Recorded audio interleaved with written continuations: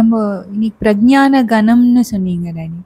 ஒரு இடத்துல சங்கரர் வந்து நான் பிரஜ்ஞான கணமும் அல்ல அப்படின்னு சொல்வாரு.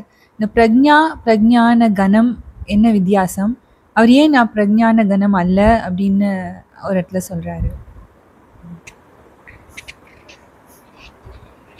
மாண்டூக்கிய உபனிஷத்தில் ந பகிஷ் பிரஜ்ஞம் ந அந்த பிரஜ்ஞம் ந உபதா பிரஜ்ஞம் ந அப்பிரஜ்ஞம் ந பிரஜ்ஞானகணம் அப்படின்னு வரிசை சொல்லுது. எதை பற்றி சொல்லுதுன்னா பிரம்மத்தை பற்றி சொல்லுது. இப்போ இந்த இடத்துல அகமஸ்மி அப்படின்ற தன்னுணர்வாக தற்போதமாக தன்னை பற்றி நம்ம சொல்லும் பொழுது அந்த இடத்துல நான் வந்து ஞான திரட்சியாக இருக்கிறேன், ஞான மாத்திரமாக இருக்கிறேன் அப்படின்ற உணர்வு. அப்படி சொல்லும்போது அது இண்டிவிஜுவல் ஆகிப்போச்சு. அது சரீரத்துக்கு அப்பாற்பட்டதாக இருந்தாலும் கூட ஞானத்தை தவிர வேறு எதுவும் இல்லை, ஞான திரட்சியாக இருக்கிறேன் அப்படிங்கிறதுக்காக அது இப்படி சொல்லப்பட்டது. ஒரு அபேட்சிக நியாயம்.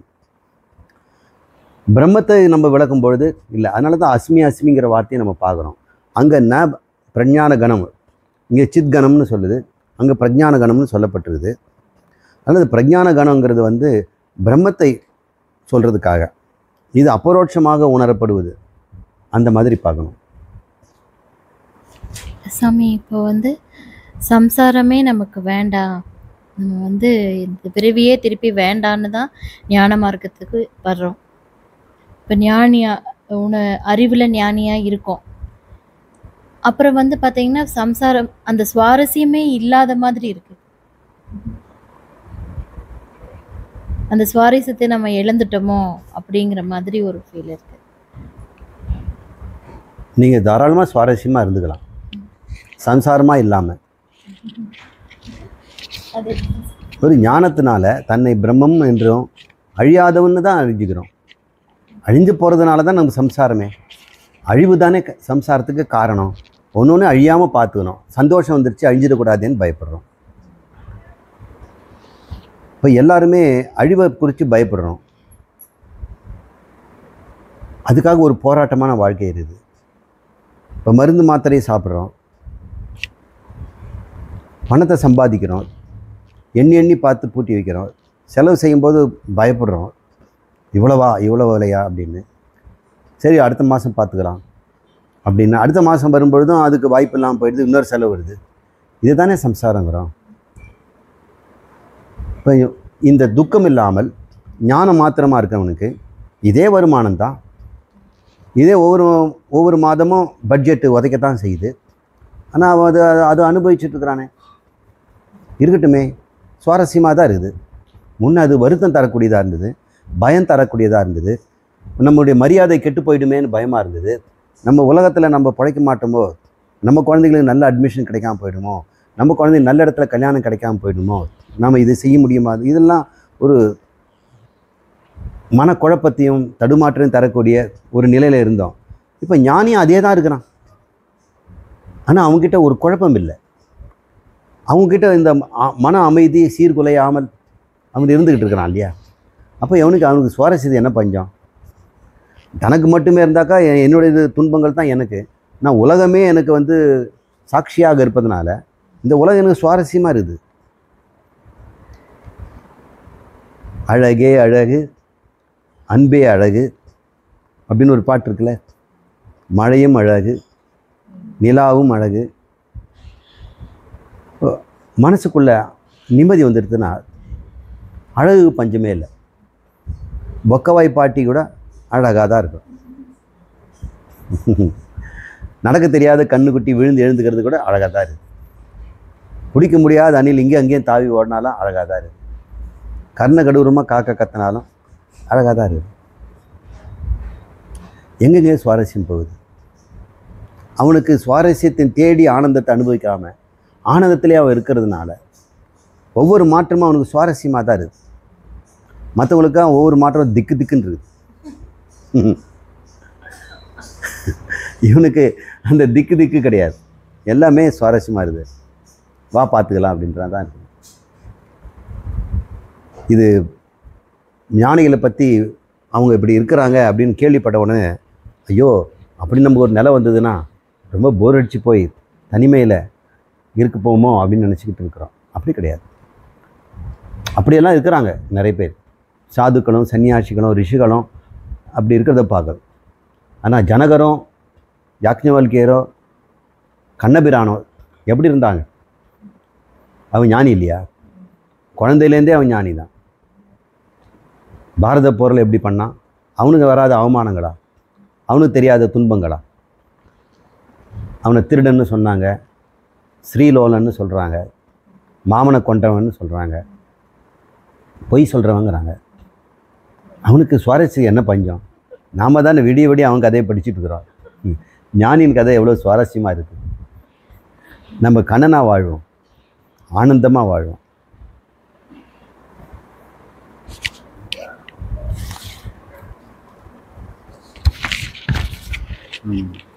ஷாலினி யூஎஸ்லேருந்து கேட்டிருக்காங்க சார். குவாண்டம் கம்ப்யூட்டிங்கில் பயன்படுத்தப்படும் கியூபிட் அதற்கும் வேதாந்த பாம்பு கயிறு உதாரணத்திற்கும் உள்ள தொடர்பு என்ன? மேலும் அப்சர்வர் எஃபோர்ட் பற்றிய விளக்கம் தாருங்கள் என்று ஷாலினி கேட்டிருக்காங்க சார். கியூபிட் அப்படிங்கிற மாதிரி குவாண்டம் பிட், அதை வந்து அப்படி கியூபிட் அப்படின்னு சொல்கிறாங்க. நமக்கு தகவலை சேகரிக்கிறதுக்கு பழைய முறை எழுத்துக்களால் தகவலை நோட்புக்கில் எழுதணும், ஓலையில் எழுதணும். இப்போ ஓலை வந்து சின்ன சின்னதாக இருக்குது, பனை ஓலை. அதில் எப்படி பெரிய பெரிய வியாசம்லாம் எழுத முடியும்? அதனால் எல்லாருமே பாடலாக எழுத வேண்டியது. ஒரு வரி இப்போ எழுதுனா நல்லா இருக்காதுன்னு 2 வரியை வச்சிட்டார் திருவள்ளுவர், கப்லெட். அது ஒரு வெண்பா. வெண்பா இலக்கணம் 4 இருக்கணும், 4 வரி இருக்கணும். அதுக்கு அசை இருக்கணும், எதுகை மோனம் எல்லாம் இருக்கணும். எல்லாமே குறைவில்லாமல் 2 வரியிலே செய்தார். அப்படி தகவலை சேமிக்கிறதுக்கு நமக்கு ஒரு ஆதார பொருள் தேவைப்படுது. ஓலைங்கிற ஆதார பொருள்னால நம்ம சூத்திரங்களை எழுத ஆரம்பிச்சிட்டோம், ஸ்லோகங்களை எழுதணும். ஸ்லோகங்கள் என்ன பண்ணோம்? மிக விரிவான விளக்கத்தை ஸ்லோக வடிவில் எழுதுகிறோம். வியாசர் என்ன பண்ணார்? சூத்திரமாக எழுதிட்டார், அல்பாட்சரம்னு பேர். இப்போ எழுத்துக்களும் குறைக்கணும். குறைந்த எழுத்துக்களில் நிறைந்த தகவலை சிறிய இடத்துல அடக்கணும். இது தானே நம்முடைய நோக்கம். இப்போ ஓலையிலேருந்து அதுக்கப்புறம் டிஜிட்டலுக்கு வந்துட்டோம். இப்போ சவுண்டாக நம்ம ஸ்டோர் பண்ணி வைக்கலாம். சவுண்டாக ஸ்டோர் பண்ண நல்லதா? ஒருவேளை அது வந்து இன்ஃபர்மேஷனாக இருந்து அதை இன்ஃபர்மேஷனை சவுண்டாகவும் மாற்றலாம், லைட்டாகவும் மாற்றலாம், டச்சாகவும் மாற்றலாம், ஸ்மெல்லாகவும் மாற்றலான்னா எப்படி இருக்கும்? இப்போ ஓலையில் இருக்கிறது வந்து ஒரு சப்தமாக தானே வருது. அப்புறம் ஆடியோ விஷுவலுக்கு நம்ம வந்துட்டோம். இப்படி எல்லா ஐம்புலன் விஷயங்களையும் நாம் சேகரித்து மறுபடியும் வெளிப்படுத்துறதுக்கு ஒரு ஆதார பொருள் தேவைப்படுது. அதுக்காக குவாண்டம் நிலையில் இந்த ஆதார பொருள் தான் இருக்கிறதுலே ஸ்மாலஸ்ட்டு. குவாண்டம் அப்படிங்கிறது அதனுடைய உண்மையான அர்த்தம் என்னென்றால், சக்திக்கு வந்து எப்பொழுதுமே நீரோட்டம் போல் தொடர்ச்சியாக இருக்குதுன்னு நினச்சாங்க. உதாரணத்துக்கு ஹாஸ்பிட்டல் போனோம்னா வீல் சேரை தள்ளிட்டு போகிறதுக்கு ரேம்ப்புன்னு ஒன்று வைக்கிறாங்க. நல்லா இருக்கிற ஆளுங்கள்லாம் போகிறதுக்கு படிக்கட்டு வச்சுருக்கிறாங்க. சோம்பேறிகளுக்கு லிஃப்ட் வச்சுருக்கிறாங்க. இப்போ ரேம்ப்பு எதுக்கு? ரேம்ப்பும் படிக்கட்டுக்கும் என்ன வித்தியாசம்? ரெண்டுமே ஒரே தூரத்துக்கு தான் போகுது. ஆனால் இது வந்து 10 படிநிலைகளாக போகுது. இங்கே 10 படிநிலைகள் இல்லைன்னு சொல்கிறீங்களா? இங்கே 10ஆகவும் பண்ணலாம், 100ஆகவும் பண்ணலாம், 1000ஆகவும் பண்ணலாம். நீங்கள் படிக்கட்டினுடைய அளவை நீங்கள் எவ்வளோ வேணால் பண்ணலாம். ஆனால் இந்த இடத்துல குவான்டிஃபை பண்ணிட்டோம். மனுஷனுடைய கால் எவ்வளோ, அவனு எவ்வளோ தூரம் கால் எடுத்து வைப்பான். ஒரு குழந்தைய ஏறணும், பெரியவங்களும் எழுதணும் அப்படின்ற மாதிரி தானே ஒரு குவாண்டம் பண்ணியிருக்கிறது. அது படிக்கட்டு, அது குவாண்டம் அப்படிங்கிறதான். அது டிஜிட்டல். டிஜிட்னா விரல். இது 1, இது 2, இது 3 அப்படின்னு டிஜிட்டலாக போகுது. அனலாக் அப்படிங்கிறது டிஜிட்டல் இல்லாமல் தொடர்ச்சியாக இருக்கும். எவ்வளோ ஒன்றா பகுக்கலாம். இங்கே வந்து கரெக்டாக பகுத்துறோம், 10ஆக தான் பகுத்துருக்கோம். வேணும்னா நீங்கள் 20ஆக பகுத்துக்கலாம். நீங்கள் ஒரு வேளை ஏறுறவங்க வந்து கூழையான ஆள்களாக இருந்தால் இது வச்சுக்கலாம்.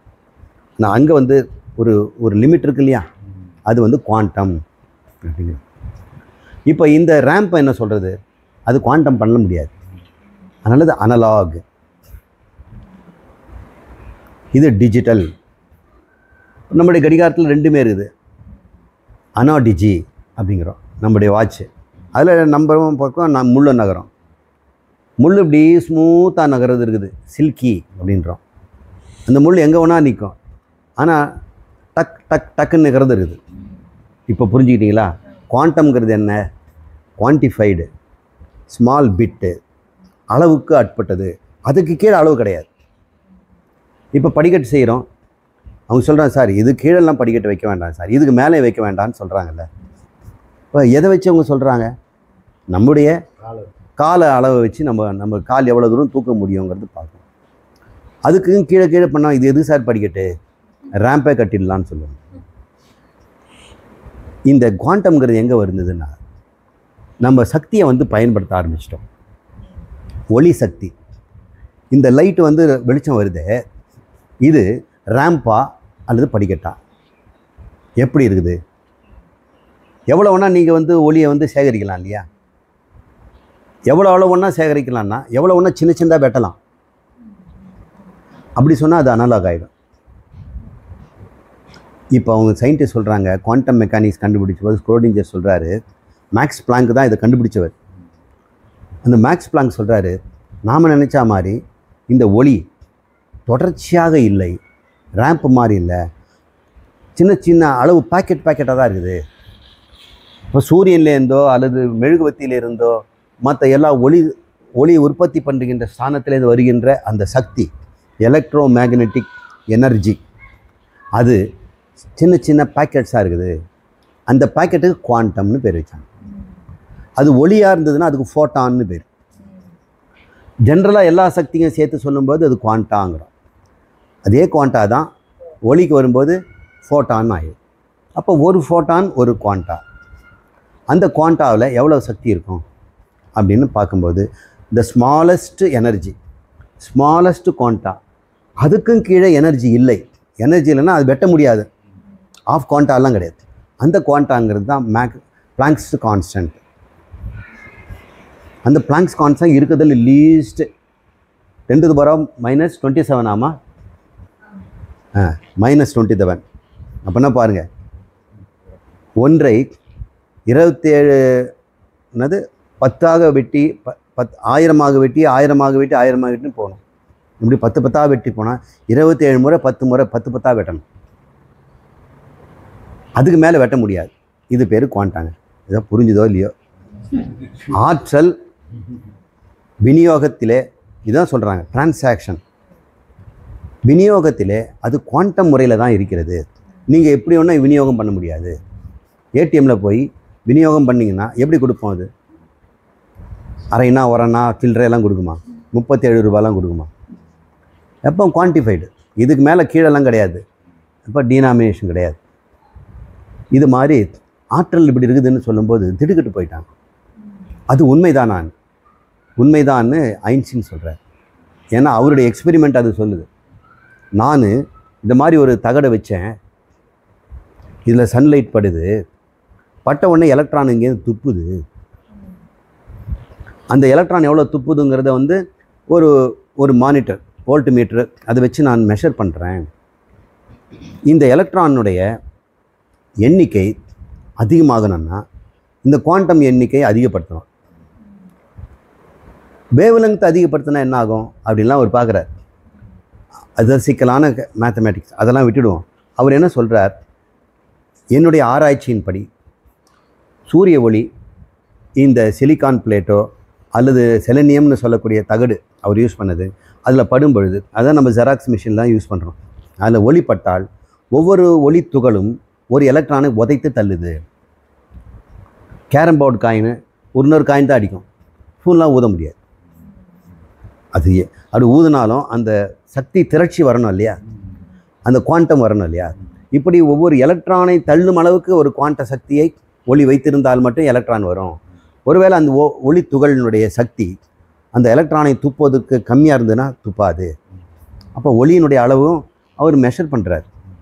அப்போ எலக்ட்ரானை நீக்கினாக்கா அயனைசேஷனுங்கிறோம். ஒரு பொருள் எலக்ட்ரான் இழந்துட்டால் அது அயான் ஆகிடுது. அந்த அயனைசேஷனுக்கு எந்த ரேடியேஷன் வரணும், அது எவ்வளோ சக்தி வேணும், அதை குவான்டிஃபை பண்ணுறார்.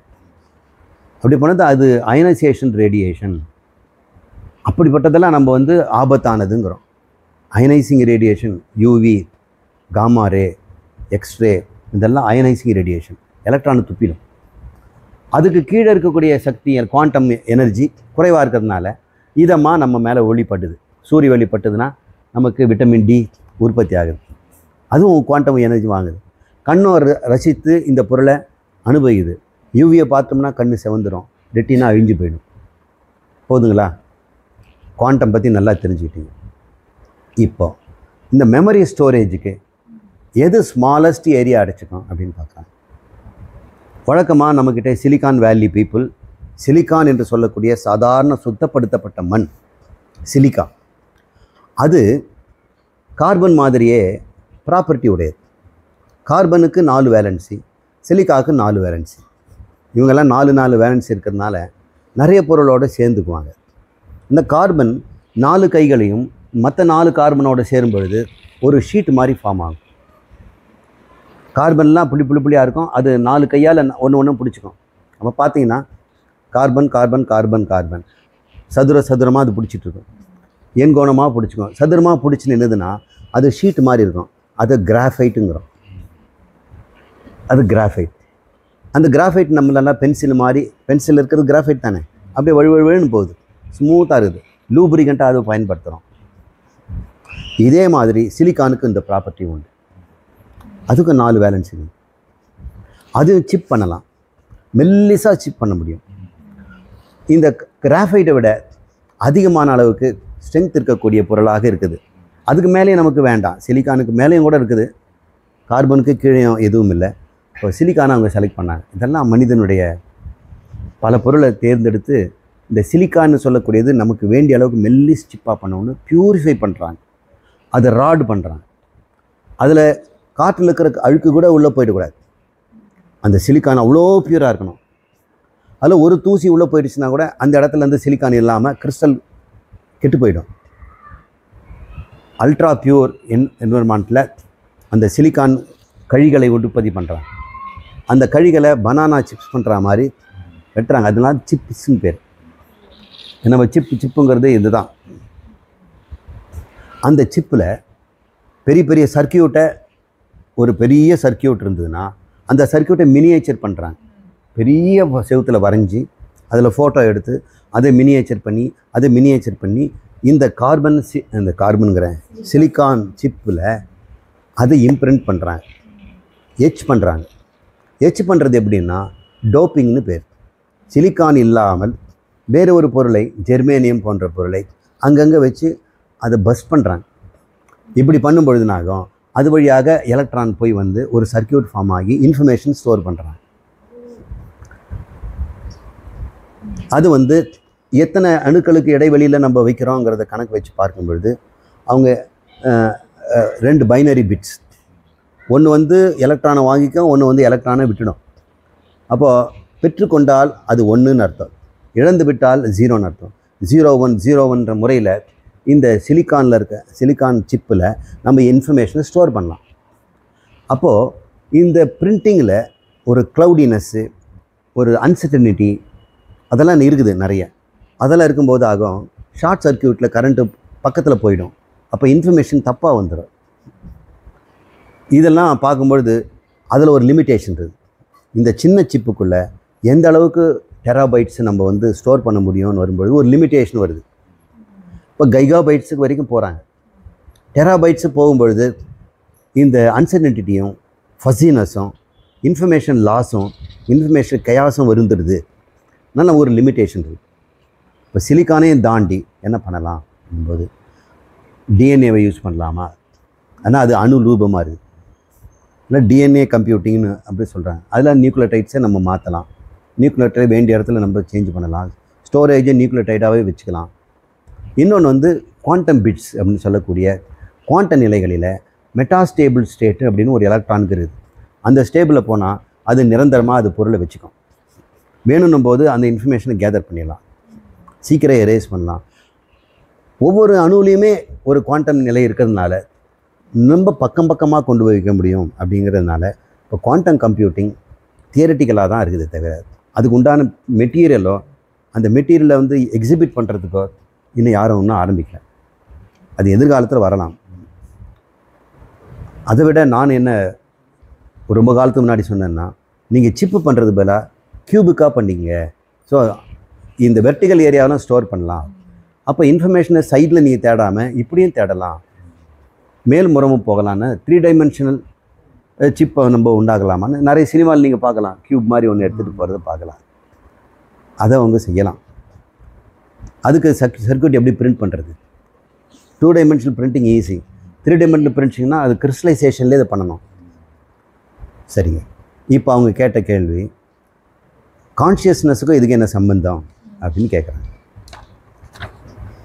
இந்த கேள்வி ரொம்பவும் விஞ்ஞானமாக போகுது. இது ஒரு வாய்ப்பு கிடைச்சதுக்காக அவங்களுக்கு ஷாலினிக்கு நன்றி தெரிவித்துக்கிறேன்.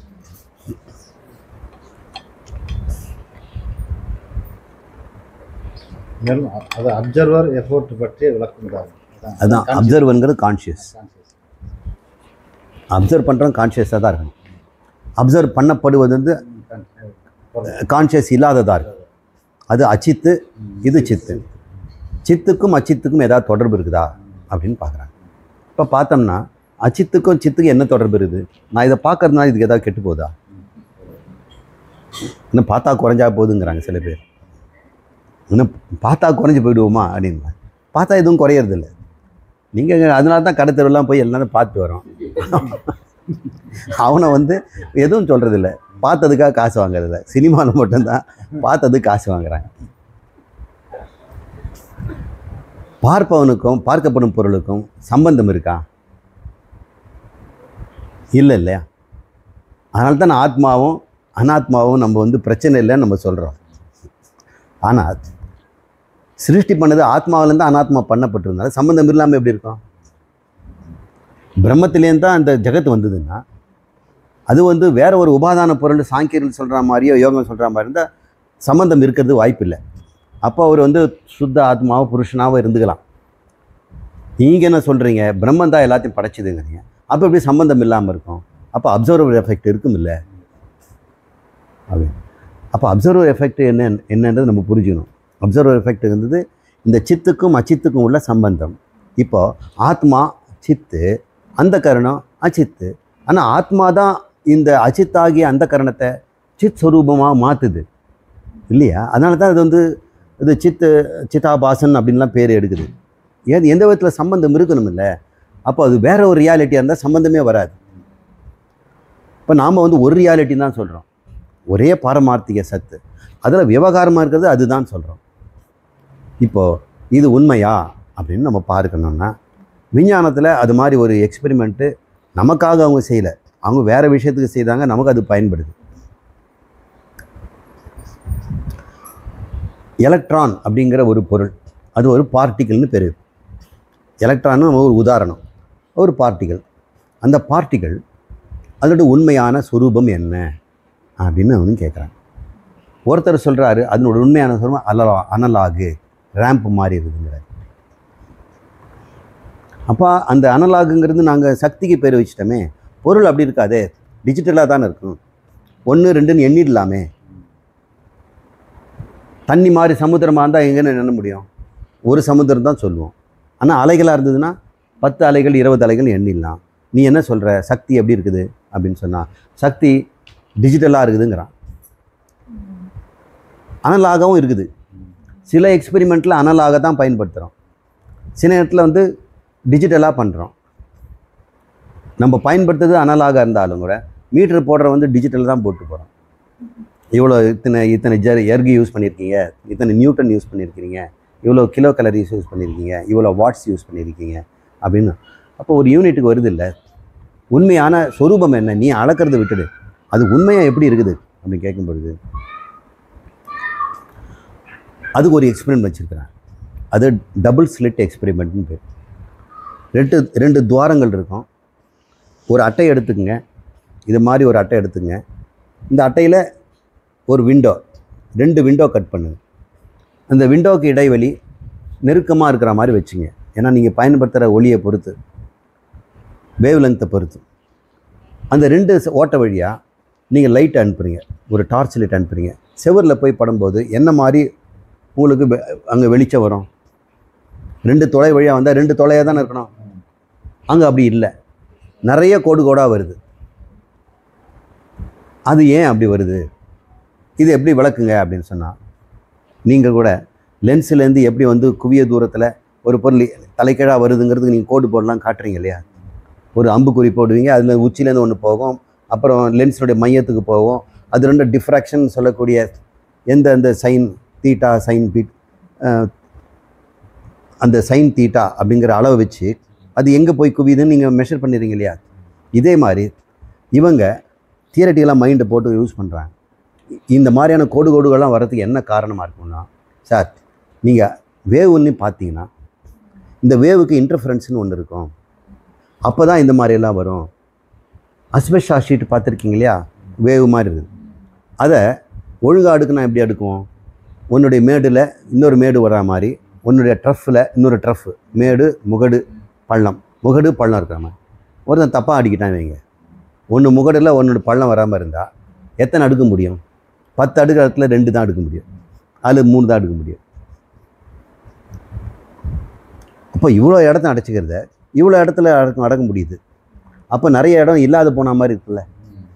இது மாதிரி தான் ஒளிகள் ஒன்றை ஒன்று வெட்டி கொள்ளும் பொழுது, ஒன்று முகடை ஒன்று வந்து பள்ளம் தேரும் பொழுது அந்த இடத்துல இருட்டாயிடுது அப்படின்னு அவங்க சொல்கிறாங்க. ஆனால் ஒன்று மேடோட ஒன்று மேடு சேரும்போது வெளிச்சம் அதிகமாகுது. அதை தான் நம்ம ஃப்ரிஞ்சு பார்க்குறோம். இதை நம்ம செய்து காட்டணும்னா ஒரு ஃபிஷ் டேங்க் எடுத்துக்குவோம். அந்த ஃபிஷ் டேங்கினுடைய திக்னஸ் வந்து 1 இன்ச் இருக்கட்டும், நல்லா அகலமாக இருக்கட்டும். அதில் தூய்மையான தண்ணீர் எடுத்துக்குவோம், மேலேருந்து வெளிச்சத்தை போடுவோம், கீழே ஒரு வெள்ளை பேப்பரை வச்சுடுவோம். அந்த வெள்ளை பேப்பரில் அந்த சூரிய ஒளி அந்த டியூப் லைட் ஒளியோ அல்லது எந்த ஒளியோ வெள்ளையாக தெரியும் அந்த தொட்டி. இப்போது 2 விரலால் தொட்டியில் இருக்க தண்ணியை ஒரே சமயத்தை தட்டுங்க. 2 விரலும் தனித்தனி வட்டமான வளையம் உண்டாகும். இந்த வட்டங்கள் ஒன்று வெட்டும். அங்கே நீங்கள் கீழே பார்த்தீங்கன்னா நீங்கள் அந்த மாதிரி கோடு கோடாக இருக்கிறத நீங்கள் பார்க்கலாம். எனவே ஆற்றல் அலைகளாக இருக்கிறது அப்படின்னு இந்த எக்ஸ்பெரிமெண்ட்டு நீங்கள் ப்ரூவ் பண்ணீங்க இல்லையா? சரிங்க, நான் லைட்டுக்கு தான் அனுப்புனேன், அது அலைன்னு சொன்னீங்க. நான் எலக்ட்ரான் அனுப்புகிறேன், அது எப்படி இருக்குதுன்னு பார்க்கலாம். நீங்கள் எலக்ட்ரான் துளியாக தான் இருக்கும். 2 துளை வழியாக நீங்கள் அனுப்புறீங்கன்னா, புல்லட்ஸில் ஃபயர் பண்ணுற மாதிரி பண்ணிங்கன்னா, அல்லது நிறைய அந்த பட்டாணி விதைகளோ புளியங்கொட்டைகளோ எடுத்து 2 ஜன்னல் வழியாக அடிச்சோம்னா வெளியே 2 இடத்துல தானே வரும். அங்கேயும் அதே மாதிரி மாறி கோடுகளாக வருது. இது என்ன சொல்கிறீங்கன்னா, அப்போ எலக்ட்ரானும் வேவ் மாதிரி தான் இருக்குது பொழுது. இப்போ வேவ்னா அது ஒரு இடத்த சொல்ல முடியாது, எங்கும் இருக்கின்ற தன்மை வந்துடுது. பொருள் சொன்னாக்கா திரவியம்னு சொன்னால் அதுக்கு ஒரு இடத்த சொல்லணும். அப்போது இந்த எலக்ட்ரான் இந்த சோதனையில் அலை மாதிரி தெரியுது. ஐன்ஸ்டீனுடைய அந்த செலனியம் பிளேட்டில் படும்பொழுது பொருள் மாதிரி தெரியுது. இப்போ என்ன சொல்லுது? குவாண்டம் வேவ்ங்கிறாங்க. இது குவாண்டமாகவும் இருக்குது, வேவாகவும் இருக்குது. இது எப்படி நான் புரிஞ்சுக்கிறது? ஒரு முட்டை போட்டு அதுக்குள்ளே அலையை போட்டணும் எப்படின்னு படம் வரைகிறோம். இல்லைன்னா நெளி வளையல் இருக்கு இல்லையா, அது அலை தான், ஆனால் ஒரு வட்டத்தில் போட்டலாம். இப்படி போட்டால் தானே உங்களுக்கு எல்லை இல்லாததை போயிடுது. அப்போது நெளி வளையலாக போகும்பொழுது அலையாகவும் இருக்குது, ஒரு இடத்துல இருக்குது. திட்டமான அளவு சொல்கிறோம் இல்லையா, 8 கிராம். அப்புறம் அது கொஞ்சம் பெரிய ஒரு வளைவு அதிகம் பண்ணோம்னா 10 கிராம் ஆகிடும். அப்போது அது குவாண்டம் ஆகிடுது. இப்போ ஒவ்வொரு வளையலுமே ஒரு ஃபோட்டான், அதுக்குரிய ஒரு எனர்ஜி இருக்குது. அப்போது ஒரு எலக்ட்ரானுக்கு ஒளியை அப்சார்ப் பண்ண உடனே அது எனர்ஜி அதிகப்படுத்தும் பொழுது அதே அலையில் இருக்க முடியுமா? முடியாது இல்லையா? எக்ஸ்ட்ரா அலை அதுக்கு உண்டாகுது.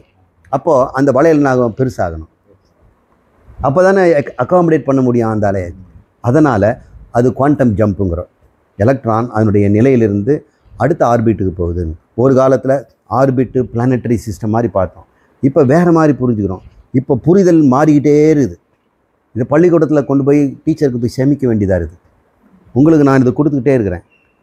இதுக்கு மேலே யாரும் ஒன்றும் சொல்லலை. இப்போதைக்கு நீங்கள் புரிஞ்சுக்கிட்டது ஹார்வர்டு யூனிவர்சிட்டிலையோ அல்லது தாம்சன் யூனிவர்சிட்டிலையோ அங்கே என்ன சொல்லிக் கொடுக்குறாங்க அதான் நீங்கள் புரிஞ்சுட்டு இருக்கீங்க. அவங்க மேத்தமெட்டிக்கலாக சொல்கிறாங்க, நாம் எப்படியோ வளையல் கம்பி வளையல்னு சொல்கிறோம். இந்த வளைவாக அலை நீளங்கள் வட்ட வட்டமாக இருக்கிறத ஆர்பிட்னு சொல்கிறாங்க. ப்ராபபிலிட்டி வேவ்ன்றாங்க. இந்த சக்தி இங்கெல்லாம் அதிகமாக பார்க்கலாம், இந்த இடத்துல பார்க்க முடியாது, அதனால் ப்ராபபிலிட்டி என்னன்னு சொல்கிறாங்க, ப்ராபபிலிட்டி வேவ்னு சொல்கிறாங்க. நிலையான வேவ், ஓடாத வேவ், அலை ஆனால் ஓடுறதில்ல, அங்கேயே நிற்கிது, ஸ்டாண்டிங் வேவ் அப்படின்னு ஒரு பையன்தான் சொன்னார். டி பிராக்லி அப்படின்னு ஒரு பையன், 22 வயசு பையன், பிஎஸ்சி படிக்கும் பொழுது அவனுடைய ஃபைனல் இயர் தீசிஸு இந்த வேவ் தான், ஸ்டாண்டிங் வேவ்னு அவன் சொன்னான். அதுக்கு நோபல் ப்ரைஸ் கொடுத்துருக்கான். ஏன்னா குவாண்டம் ஃபிசிக்ஸில் இருக்கிற பெரிய பிரச்சனையை அவன் தீர்த்து விட்டான், அவனுக்கே அது தெரியல. அப்படி அதிசயங்கள்லாம் அந்த 1920, 25, 30 நடந்து முடிஞ்சிருக்கு. இப்போ நம்ம அடுத்த செஞ்சுரியில் அதை பேசிகிட்டு இருக்கிறோம். இன்னமும் அதை இம்ப்ரூவ் பண்ணுற அளவுக்கு இல்லை. இப்போது இந்த அப்சர்வ் எஃபெக்ட் வருவோம். எலக்ட்ரானை 2 துளைகள் வழியாக அனுப்புகிறோம். நீங்கள் கூட்டமாக அனுப்புனாலும் சரி, ஒவ்வொரு எலக்ட்ரானாக அனுப்புனா கூட, நீங்கள் ஒரு எலக்ட்ரானாக போனும்போது என்ன ஆகும், ஒரு துளையில் இங்கே போகும், அடுத்த துளையில் இங்கே போகும். அப்போ ரெண்டு கோடு தானே வரணும். ஒன்று அனுப்புனாலும் அப்படி தான் வருது, டிஃப்ராக்ஷன் வருது. அப்போ அவன் சொல்கிறான், ஒரு எலக்ட்ரான் 2 துளையாக வழிந்து போய் 2 கிராஸ் ஆகி கோடு வருதுங்கிறான். எப்படியா ஒரு ஆள் 2 இடத்துலையும் போவான்? அப்போ அலையாக தானே இருக்குங்க. அப்போ ப்ராபபிலிட்டி இங்கேயும் இருக்குது அங்கேயும் இருக்குது, எலக்ட்ரான் இங்கும் இருக்கும் அங்கும் இருக்கும் அப்படின்னா இது ஒத்துக்க முடியல. சரி, நாம் பார்க்காத போது தானே அது 2 பக்கமும் போயிடுது. யாராவது ஒருத்தர் அப்சர்வ் பண்ணாங்கன்னா அந்த இடத்துல இருந்தாகணும் இல்லை? ஏன்னா ஹைசன்பர்குடைய தியரி படி அது ஒரு இடத்துல அப்சர்வ் பண்ணால் ஒரு இடத்துல இருக்கும், அப்சர்வ் பண்ணாலும் எல்லா இடத்துல இருக்கும் அப்படின்னு அவர் சொல்கிறார். நீங்கள் ஒன்றை தான் மெஷர் பண்ண முடியும், மொமெண்டத்தை மெஷர் பண்ணால் லொக்கேஷன் கிடைக்காது, லொக்கேஷன் அறிஞ்சுன்னா மொமெண்டம் தெரியாதுங்கிறார். அதன்படி பார்க்கும்போது நம்ம மொமெண்டத்தை விட்டுட்டு லொக்கேஷனை பார்த்துட்டோம்னா அது வேவாக இருக்க முடியாது. அப்போ எலக்ட்ரானை அனுப்பும்பொழுதே ஒரு அப்சர்விங் ஒரு வேவ் அனுப்புகிறாங்க, அப்சர்வ் ஆகுது. அப்போ நல்ல பிள்ளையாட்டம் ஒரு தொலைக்கிட்ட போகுது, டைஃப்ராக்ஷன் இல்லை. அப்சர்வ் போன உடனே மறுபடியும் வேவ் ஆகிடுது. அப்போ பார்த்தா எல்லா இடத்துலையும் இருக்குது, பார்க்காவிட்டால் எல்லா இடத்துலையும் இருக்குது, பார்த்தால் அந்த இடத்துல இருக்குது. இந்த பிரபஞ்சமே அவருடைய கற்பனையில் அவர் பார்த்தால் தத் அக்ஷத, பார்த்த உடனே அது இருக்குது. அவர் அது கவனிக்கலைன்னா பிரளயமாயிடுது. அப்போ அவர் கவனிக்கதும் அதுதானே வேதம் சொல்லுது. அது கண்டது எதை கண்டது? தன்னிடம் இருக்கின்ற அத்தனை எலக்ட்ரான்ஸுங்கும் அத்தனை குவாண்டம் பிட்ஸையும் போன கல்பத்தில் இருந்த பிரபஞ்சத்தை அது பார்த்த உடனே அது இருப்புடையதாகிறது. அதுக்கு சத்தம்சமும் தாமசம்சமும் நகர்கின்ற இந்த ரஜோதூனமும் அதை அறிகின்ற தன்மையும் அது கிடைச்சிது, சத்துவதன்மம் வருது. இந்த கேள்வி ரொம்ப காலமாக இதை நான் பேசணும்னு தான் ஆசையில் இருந்தேன், வாய்ப்பே கிடைக்கல. ஷாலினி இதை நான் கரெக்டாக அதை ஜாயின் பண்ணி வச்சுருக்காங்க. நாம் நிறைய செய்வோமா? ஓம் பூர்ணமத பூர்ணமிதம் பூர்ணாத் பூர்ணமுதச்யதே பூர்ணஸ்ய பூர்ணம் ஆதாய பூர்ணம் ஏவாவசிஷ்யதே. ஓம் சாந்தி சாந்தி சாந்தி. ஹரி ஓம் ஸ்ரீ குருப்யோ நமः. ஹரி ஓம்.